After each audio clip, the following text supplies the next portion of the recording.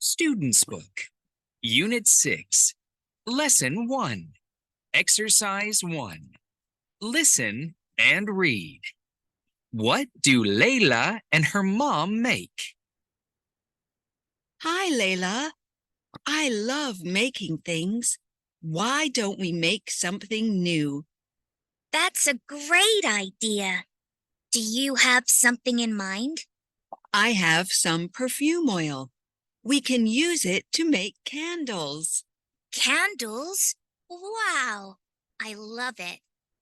Here are the instructions. Can you read them out to me? Right. First, we need some wax. Here it is. It's palm wax from Egyptian palm trees. It makes really nice candles. How much do we need? It says use 450 grams of wax to make 3 candles. Okay, there's about 500 grams here. That's enough. What's next? We need some perfume oil. Here, these are little bottles of lemon oil. They smell lovely. How much do we need? The instructions say squeeze in about 40 drops of oil. Fine. And we can take about 15 flowers and press them on the tops of the candles. Yes, good idea. Then we need 1 glass for each candle and 1 wick. That's the little cotton rope inside the candle. Yes, and we need some to hold the wicks of the glasses. So that's 3 glasses, 3 wicks, and 3 popsicle sticks, right? Now, what do we need to do first? Let's see. Step 1, heat the wax to melt it, then stir it well.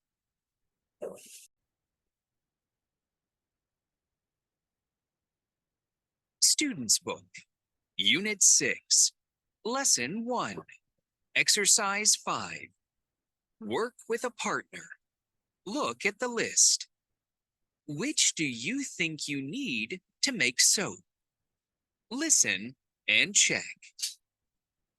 To make soap, you need salt, oil, perfume oil, soap crystals, and water.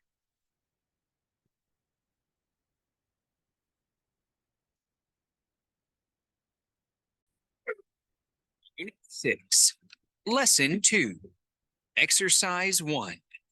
Listen and read about food in ancient Egypt. What did families use to make their cooking taste better? Paintings from ancient Egyptians show that people at this time took care of their bodies and ate very well. So, what did the ancient Egyptians eat and drink? The water of the Nile has always helped Egyptian farmers to grow a lot of fruit and vegetables. At this time, the vegetables they could grow often depended on how much water came from the Nile floods. Ancient Egyptian farmers usually grew onions, garlic, lentils, and beans. And people cooked with all these vegetables. Farmers also grew wheat and barley. People used this to make bread, and they ate a lot of this every day. Most people in ancient Egypt only ate a little meat, usually at festivals. They probably ate a few fish and birds like ducks, geese, and chickens. They also ate some eggs and cheese from cows or goats. There were a lot of bees in ancient Egypt, and that means there was honey. People often used honey with bread and cream to make cakes. They also used a few dates or figs to make sweet fruit drinks. Rich families also knew how to use spices and herbs to make their cooking taste better. And they also knew how to preserve food. For example, they dried fish or used salt to preserve it, and used jars to keep fruit and vegetables for the winter.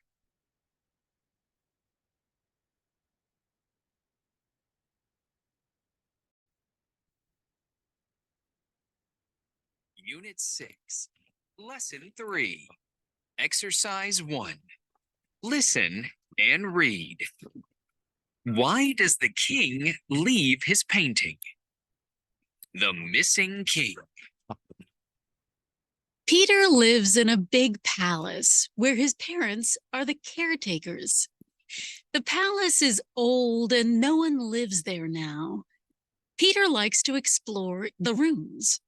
They are full of interesting and precious things: old paintings, statues, carpets, and furniture.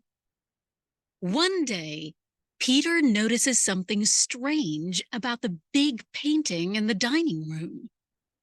Usually, this colorful painting shows one of the old kings sitting on the throne with a crown on his head and a long scepter in his hand. The queen and the royal children, the prince and the princess, are next to him. But today, the king's place in the painting is empty. He is missing. Peter is surprised and looks carefully at the painting again. He can see the crown and scepter, but not the king. Also, the scepter is leaning dangerously over the princess's head. Peter knows he must find the king at once. He goes through all of the rooms in the palace. He looks behind doors and curtains. Finally, he comes to the royal bathroom. He hears singing and knocks on the door. "Who is it?" says the king. "Please be quiet. I'm enjoying a hot bath." Peter is astonished. When the king comes out, he says to him, "I spend years sitting in that painting, and no one ever comes to wash the dust off me. Dust damages the painting, so I simply had to have a bath." Peter understands, but explains to the king that his scepter is about to fall on the princess. "Thank you, my boy," the king says.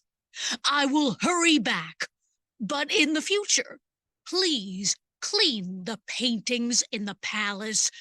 Otherwise, they'll be damaged forever." And he runs back to the painting to pick up the scepter. Peter now cleans all the paintings in the palace so that they aren't damaged, and so that no one has to leave their painting to have a good bath.